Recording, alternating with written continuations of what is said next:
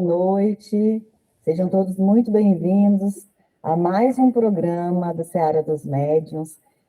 Nós estamos muito felizes, né, de estarmos aqui com mais essa oportunidade, agradecidos a Deus, agradecidos a toda a espiritualidade amiga que nos orienta, que nos intui. Estamos muito felizes por mais um momento de gravação desse programa tão especial. Vamos convidar os nossos participantes da noite a se apresentarem, vamos revê-los, né? Vamos ver quem faz parte da equipe dessa noite. João Minelli, boa noite, tudo bem? Tudo bem, obrigado pela participação. Espero que nós possamos aprender muito hoje. Que assim seja. Também estamos aqui com o Luiz Gonzaga, nosso amigo querido, que sempre participa efetivamente do nosso programa. Seja bem-vindo. Boa noite, Aline. Boa noite a todos os companheiros. É uma alegria muito grande realmente estar aqui participando desse estudo. Vamos aprender juntos. Obrigada. Nossa amiga Alessandra, seja muito bem-vinda. Tudo bem? Ai, tudo ótimo. Muito feliz, Aline, por mais uma semana aí de estudo e que seja uma noite de bastante reflexão dos nossos conteúdos. Que assim seja. Nós contamos também com a nossa querida amiga Silvia, na leitura dos nossos textos. Obrigada, Silvia. Boa noite a todos. É sempre um prazer fazer parte da equipe. Que bom ter você conosco. Então, vamos começar? Então, já para iniciar o nosso programa, nós iremos realizar uma pergunta, nosso tão famoso Flash Talk, do livro Qualidade na Prática Mediúnica, do projeto Manuel Filomeno de Miranda. Então, nós estamos aí estudando esse livro, né? E a cada programa a gente tem citado, né, perguntas relevantes sobre essa obra tão rica. Então, a pergunta de hoje é a pergunta de número 61, e nós iremos perguntar para o nosso querido amigo João Minelli. João, alguns médiuns sentem com muita intensidade as dores físicas e morais dos espíritos que se manifestam por seu intermédio. A que atribuir este fato? Olha, boa noite a todos. Antes, né? Nós temos aí uma particularidade, que são os médiuns, que têm maior sensibilidade. Né? Mas todos nós somos médiuns sensitivos. Né? Então, o Kardec ele faz uma classificação, só que essa classificação ela pode ser melhorada um pouco, porque quando o Kardec fez, ele não tinha todos os conhecimentos que nós temos hoje. Conhecimentos na literatura e na prática. Ele foi um dos primeiros a pegar aqueles conhecimentos práticos e condensar em uma obra. E eu digo assim, que o médium que ele é um médium semiconsciente e inconsciente, ele sente mais do que o médium inspirado. O médium inspirado, ele tem uma relação não tão grande com o espírito comunicante. Agora, o médium semiconsciente e o médium inconsciente, ele tem uma relação um pouco mais próxima do espírito. E quando existe a comunicação, quando existe, mesmo antes que o espírito, muitas vezes, é colocado junto do médium, horas, dias, para afinidade, para poder ouvir a comunicação. E eu digo assim, já disse isso várias vezes, que quando existe a comunicação, quando existe aquele encontro de perispírito a perispírito, quando um perispírito penetra no outro, naquele ponto intercessório, nós temos a transmissão de fluidos entre espíritos. O que significa essa transmissão? Significa que o espírito comunicante, ele transmite seus fluidos não tão bons, para o médium. E o médium transfere fluidos bons para o espírito. Então, há uma compensação, há uma troca de fluidos. É uma via de mão dupla. E nessa troca de fluidos, o espírito vai sentir as boas sensações do médium. E ele vai poder se comunicar. Muitas vezes ele é um espírito suicida, um espírito muito trevoso, que não consegue falar. Aí ele vai conseguir se comunicar, porque os fluidos que estão dentro desse perispírito são um pouco melhores do que quando ele chegou. E o médium, em contrapartida, ele vai sentir tudo aquilo que o espírito está sentindo. Porque não é uma mediunidade de intuição. Mediunidade de intuição, o espírito ele tem um acoplamento, mas a transmissão de fluidos é menor. O espírito ele influencia a mente do médium de forma assim bem superficial. Agora, quando há um entrelaçamento maior entre espírito e médium, e o médium não tem consciência daquilo que está acontecendo, consciência entre aspas, ele sempre é dono do seu corpo, né? Então, existe essa transmissão fluídica. Daí, a nossa recomendação na sala, e fica a recomendação para todos que estão nos assistindo, que quando você dá uma comunicação, existe uma comunicação, você não pode ter comunicação encadeada. Porque tem médium que deu a comunicação agora, terminou-lhe da outra. Terminou-lhe da outra. E eu digo assim, que quando existe uma comunicação e existem dois espíritos que estão distantes entre si, que se ajustam, e nesse ponto existe a comunicação, você está deixando no médium fluidos deletérios, fluidos de suicídio, de dores, de ódio, de vingança. Aí ela dá uma nova comunicação do motoqueiro que veio pedir socorro porque ele foi atropelado e morreu. Um rapaz bonzinho. É um santo, rapaz. Ele frequenta a igreja, vai na missa, faz sopa para os pobres. É um santo. Então, ele está aqui em cima, ó. Ele está aqui em cima.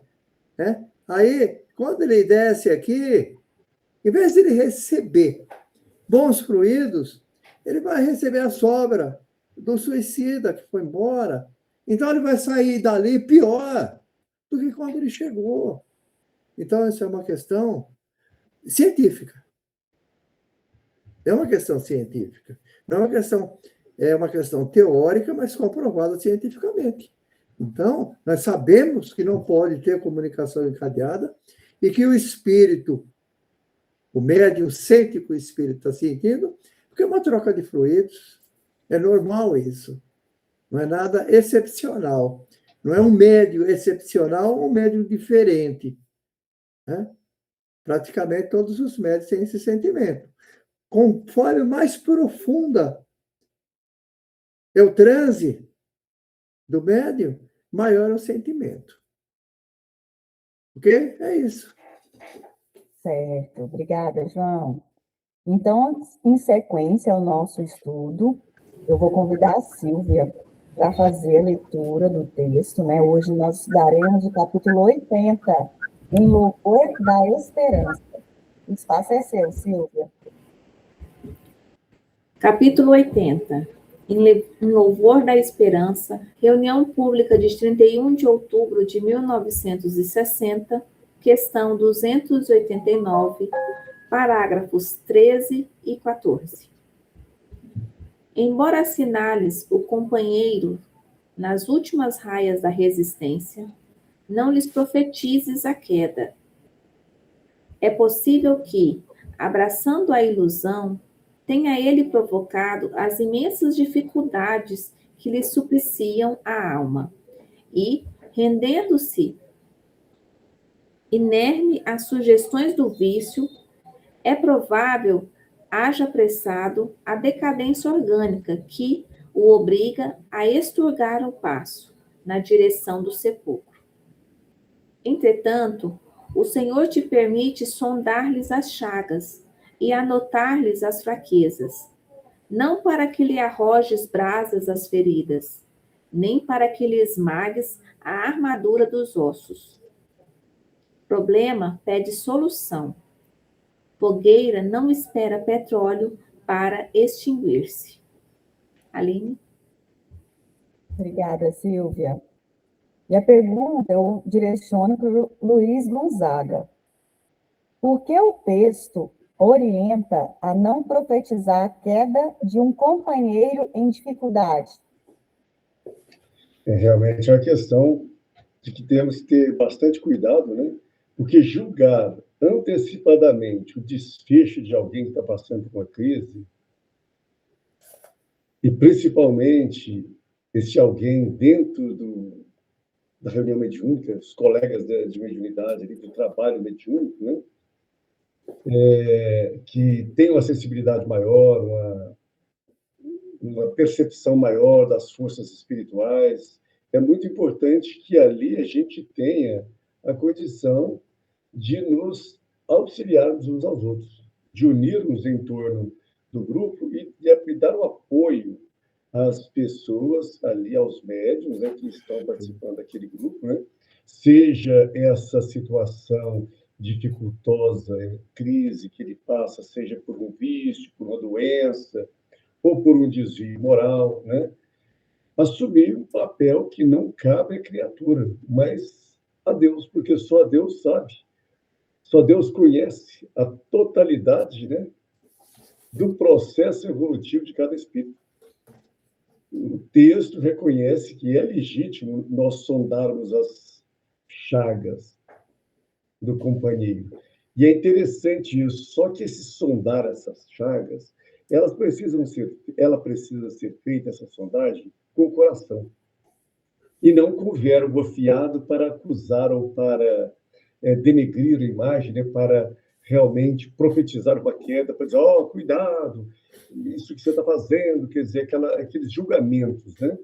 Mas acolher com o coração, anotar essas fraquezas, sondar as chagas com o ouvido, de preferência com o ouvido e não com a boca. Porque quando a gente ouve a pessoa, então a gente vai escutar o que ela está sentindo, o que ela está passando, e aí, com essa situação de apoio emocional que nós possamos dar, vai auxiliar a pessoa a conseguir superar aquela dificuldade sem que a situação pode vir não acontecer. Já pensou a gente julgar uma coisa e querer dizer, olha, essa situação vai te levar a isso, você está desse jeito, vai te levar a tal situação. E depois ela não acontecer? Então, realmente não dá para a gente condenar, né? Nesse momento aí, é muito importante nós acolhermos, né, estarmos juntos como irmãos, para que a gente possa, então, auxiliar verdadeiramente, ter um grupo harmônico, um grupo que um apoia o outro e trabalhando como Jesus nos pede, amando realmente um ao outro. Verdade, Luiz. Alessandra, deseja complementar?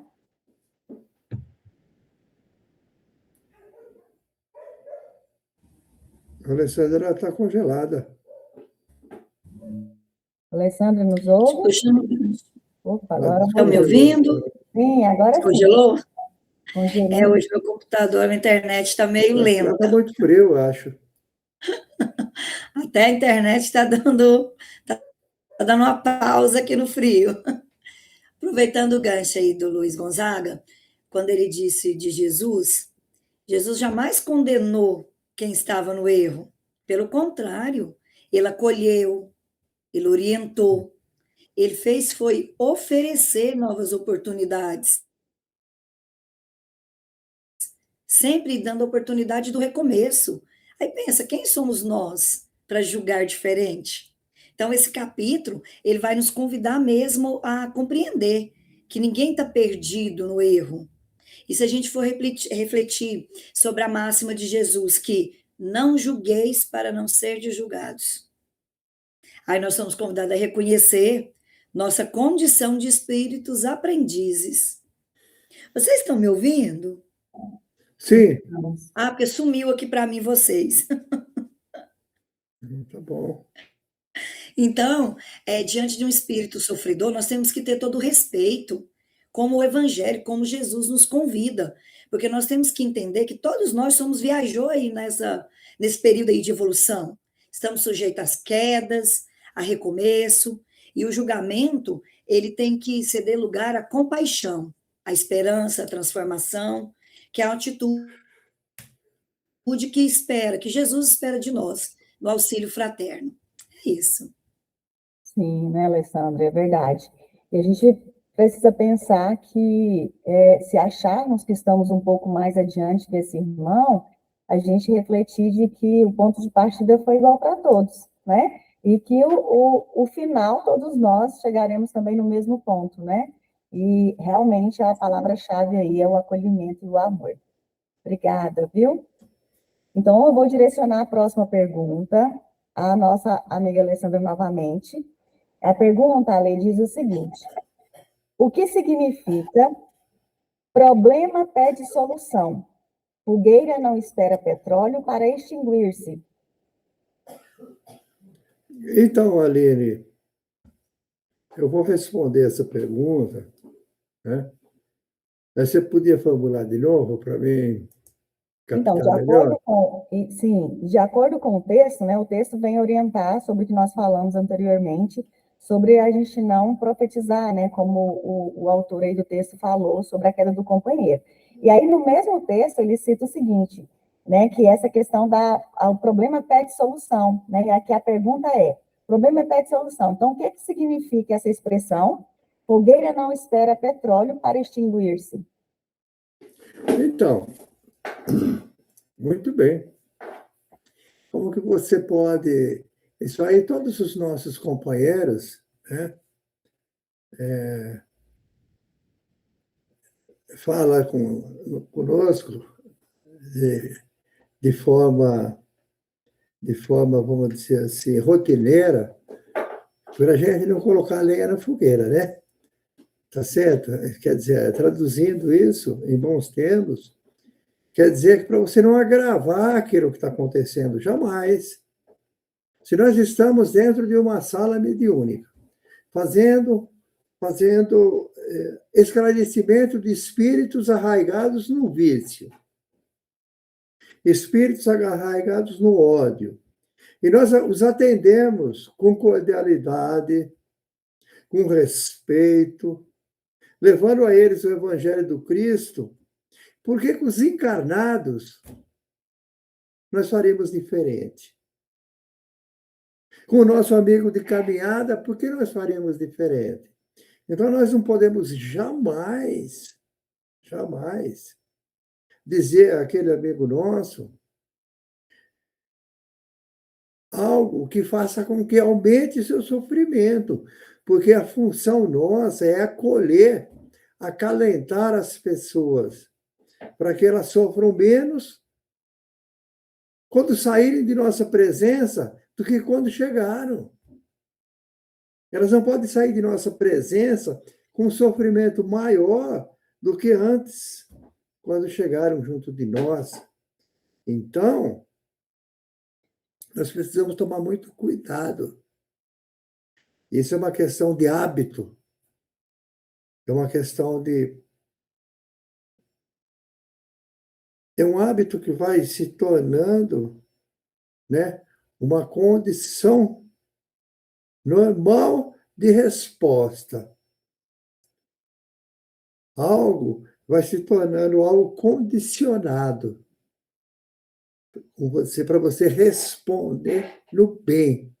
Mas para você responder no bem, levar amor, levar compaixão, levar ânimo a esse irmão nosso, você precisa ter isso dentro de você. Porque se você for daquelas pessoas, e você chega na pessoa e fala assim, olha, Aline, hoje eu tô com um problema, uma dor no peito, sabe? Eu sei o que está acontecendo. Tipo, ixi, não é nada. Hoje eu tive dor de barriga, dor nas pernas, já tomei injeção, né?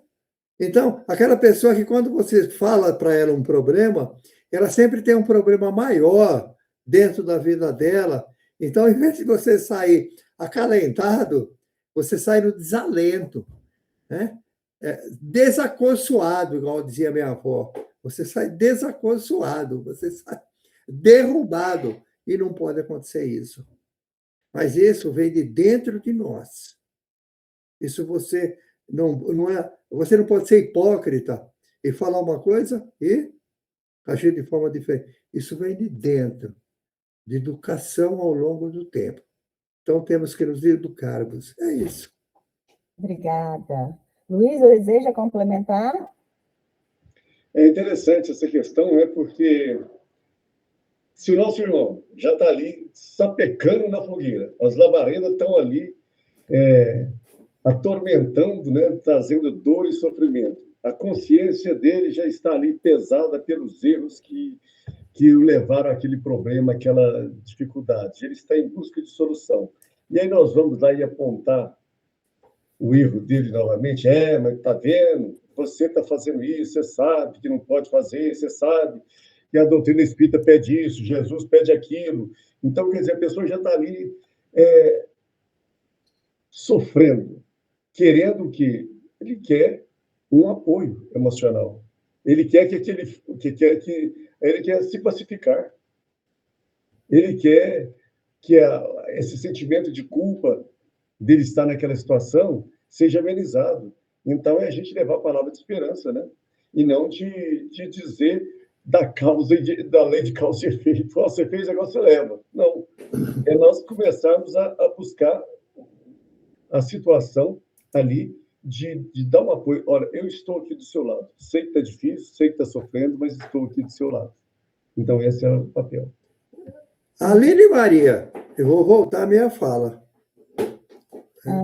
Por isso que nós, dentro de uma sala mediúnica séria, é uma situação. Numa sala onde você exerce a mediunidade com Jesus. Caso contrário, não faz regressão de memória. Porque o fulano está ali numa situação ruim, tentando se vingar. Porque ele perdeu a família, perdeu as terras, perdeu tudo, perdeu a mulher, perdeu tudo. Aí o Luiz Gonzaga fala, olha, sabe por que você aconteceu isso com você? Vamos ver uma encarnação anterior. Você está vendo? Você era assassino. Você matou sua mãe, matou seu pai. Isso aí vai trazer algo de bom. Você está lá para colher esse espírito. Esse espírito vai sair de lá melhor do que chegou, sabendo que ele matou a mãe, matou o pai, era estuprador de crianças, né? Então, regressão de memória, só com o auxílio da espiritualidade, que ela vai fazer o fulano enxergar somente aquele ponto específico onde não irá trazer prejuízos à personalidade do espírito, à psicologia do espírito, o estado psicológico do espírito. Porque você não pode convencê-lo a não se vingar, porque ele era um matador de aluguel antes. Espera aí, né? Aí você está diminuindo um mal com um mal maior. Aí você está jogando fulano dentro do poço. É o que está escrito aí. Não joga fogueira, lenha na fogueira.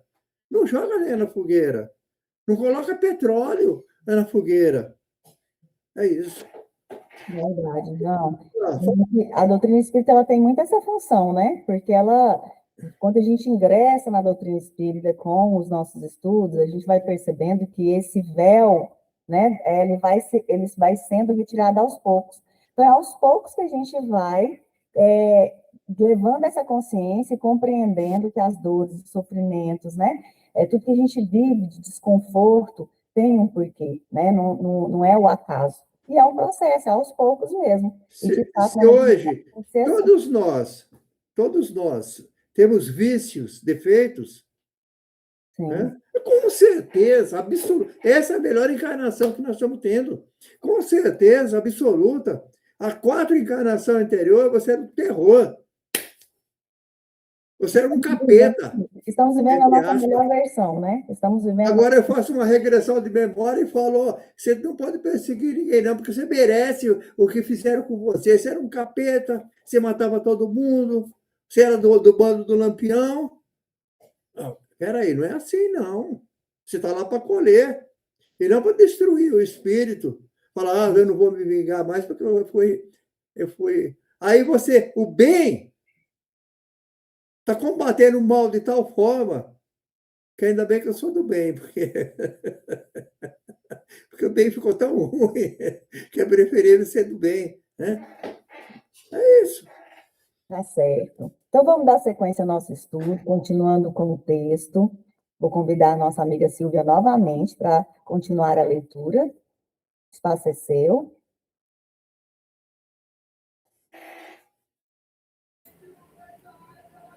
Deu certo. Cláudio?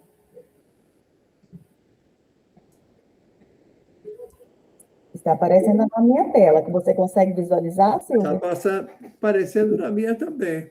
Eu não estou visualizando o slide. Então eu leio. Você quer que eu leia? Boa. Eu posso Por ler. favor. Porque para mim não Capítulo 80, em louvor da esperança. Se quiser, eu posso Está ler. aparecendo para água, então. Vamos deixar. Então faz a leitura, Ábia, por favor. Vamos lá.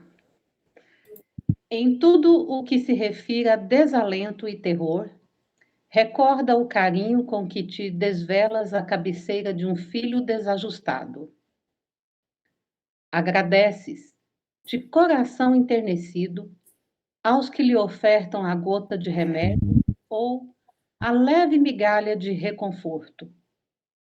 Se isso acontece entre os limites de nossa ternura estreita, que não fará por nós o infinito amor, imensuravelmente acima de toda a compreensão humana? Mesmo que amigos desencarnados te induzam a desencorajar os irmãos doentes ou transviados, não profiras sentença que desanime, porquanto, cada dia, a natureza, em nome do Criador, renova a esperança de todas as criaturas. Nuvens anunciam fontes cadentes para a secura do solo. Árvores prometem frutos à fome do viajor. Escolas acenam à educação. Hospitais referem-se à cura. Com você, Aline. Obrigada. Luiz Gonzaga, qual o ensinamento, o exemplo da ressurreição de Lázaro que transmite a luz do Espiritismo?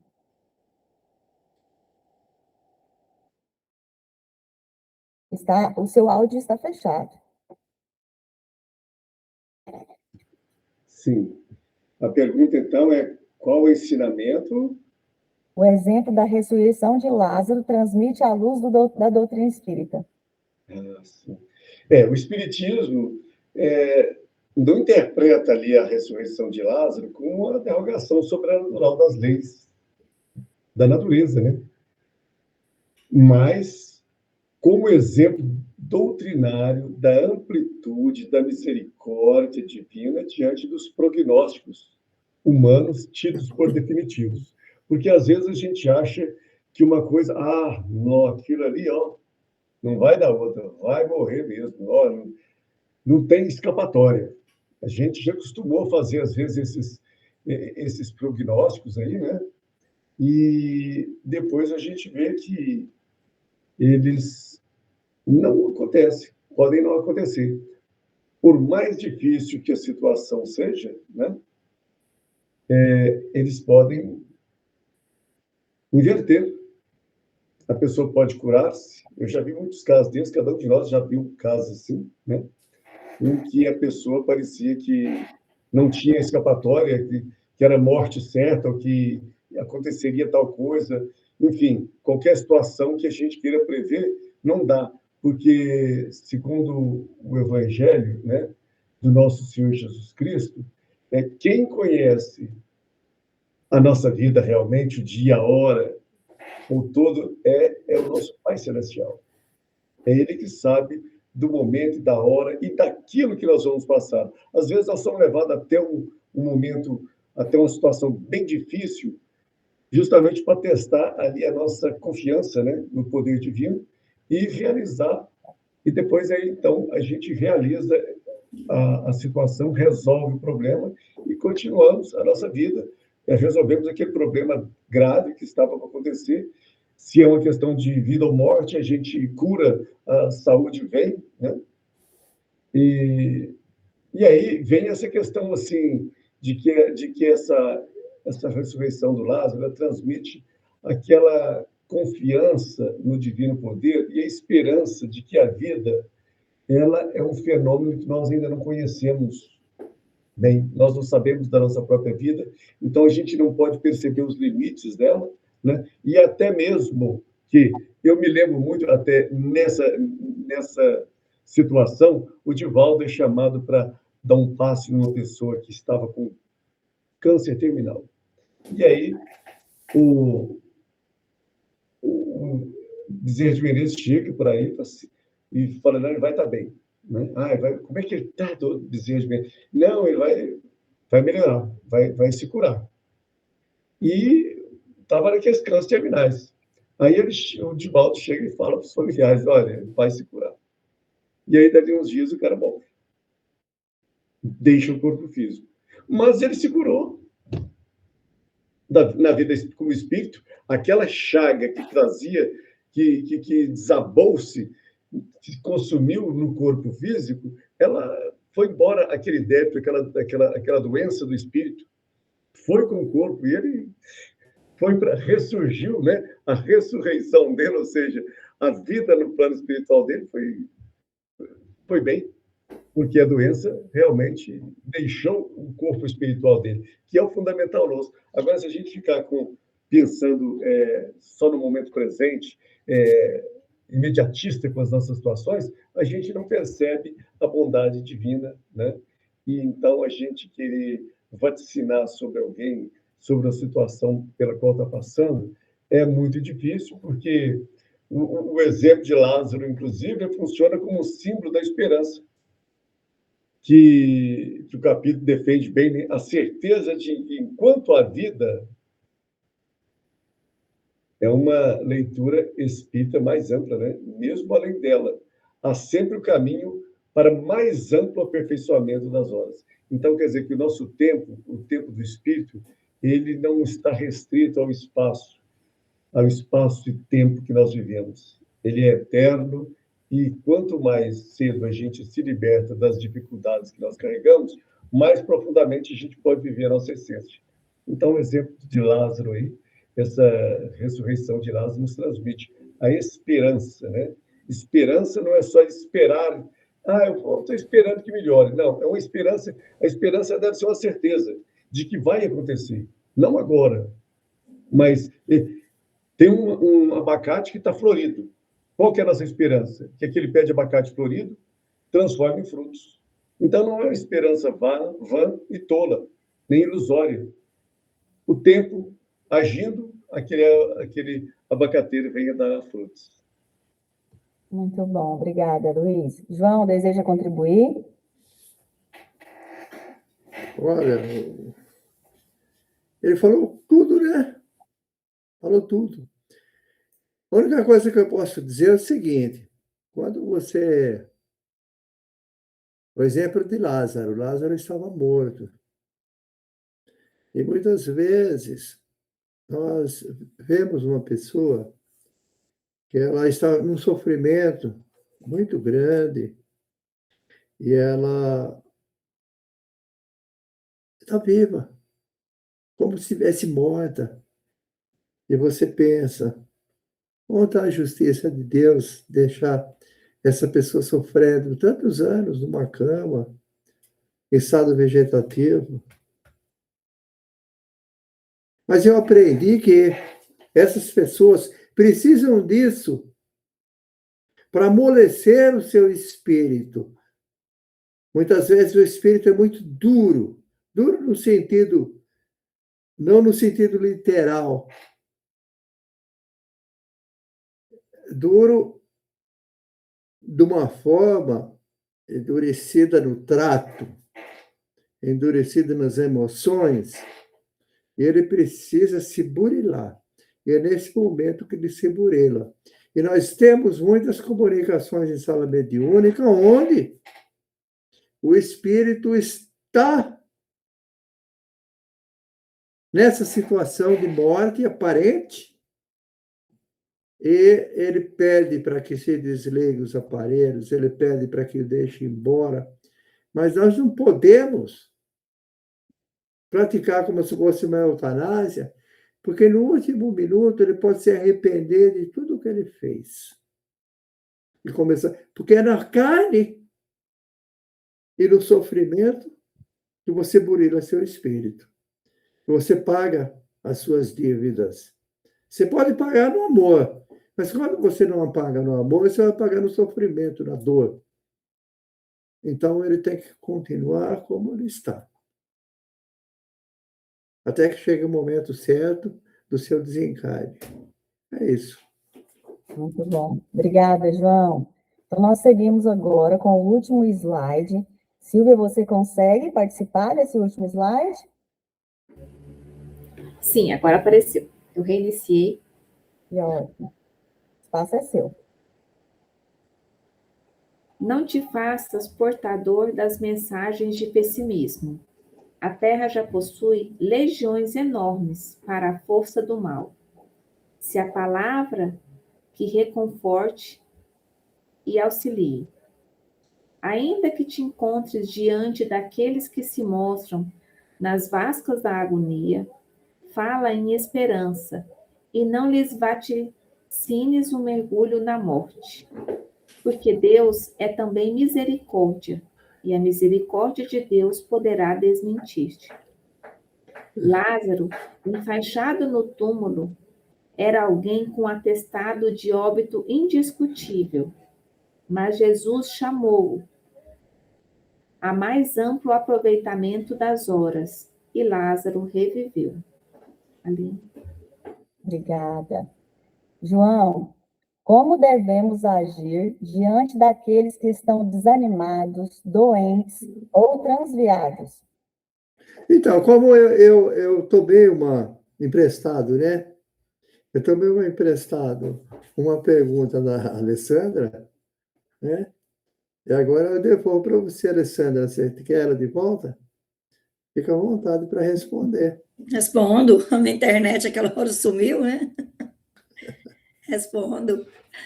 A atitude recomendada é a cooperação fraterna.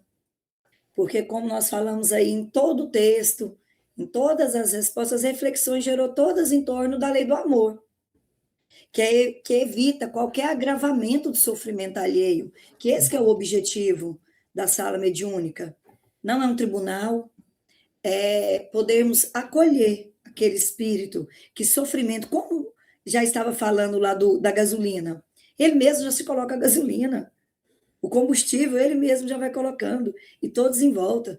Então, o nosso papel não é rotular, mas é perceber um irmão em desequilíbrio. E é temporário esse desequilíbrio, porque todos nós podemos estar em algum momento. Então, ele necessita de esclarecimento, é de prece, é de amparo, para que ele reencontre o próprio caminho. Então, ele precisa ser compreendido numa condição momentânea de fragilidade, porque nesse momento ele está frágil. Então, ele necessita assim, de um estímulo moral para a renovação. E esse é o momento que nós damos essa assistência. Então, diante das pessoas desanimadas, doentes, ou até essas desamparadas, nós somos convidados a agir como instrumento de consolo e de esperança. Então, se nós formos pensar pelo ensinamento de Jesus, que ele diz: vinde a mim todos os aflitos e sobrecarregados, e eu vos aliviarei. Então, ele não está representando só o convite para aqueles que sofrem.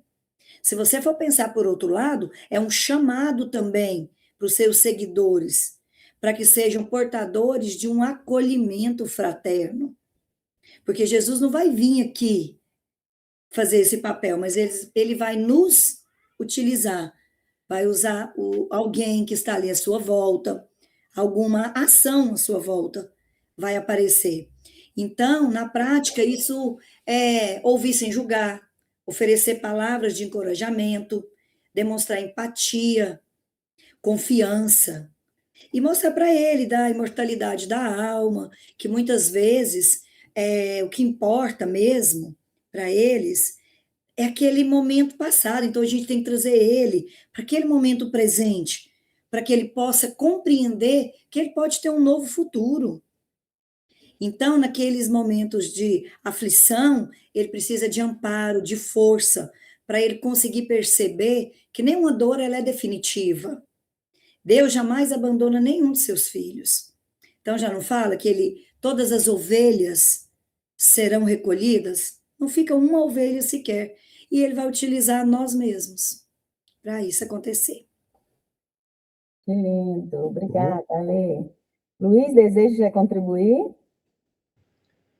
Não, a resposta foi bem satisfatória. Tranquilo. João? Eu acho que a Alessandra, ela foi muito feliz nas respostas. Então, é isso aí, acolhimento, sempre. Nós temos que sempre acolher aquele que... Porque Jesus falou que quem sabe mais ajuda quem sabe menos. E quem pode mais ajuda quem pode menos. E nós não evoluímos sozinhos. Nós evoluímos junto com o planeta. E a vibração do planeta é a média da soma de todas as vibrações dos habitantes. Então, para nós melhorarmos a vibração do planeta, nós temos que ajudar aqueles que têm uma vibração menor do que nós a vibrar uma vibração melhor, mais efetiva, mais alta. Sair do sofrimento. Jesus disse que ninguém sairia daqui enquanto não pagasse o último centil. Então, nós ficaremos aqui enquanto houver uma mãe chorando por causa de um filho, nós ainda ficaremos nesse planeta. Nós não sairemos daqui, mesmo que a mãe não seja eu e nem o filho seja meu, mas é meu irmão que ali está. É isso. Muito lindo. Então, nós finalizamos agora mais um programa do livro Seara dos Médiuns.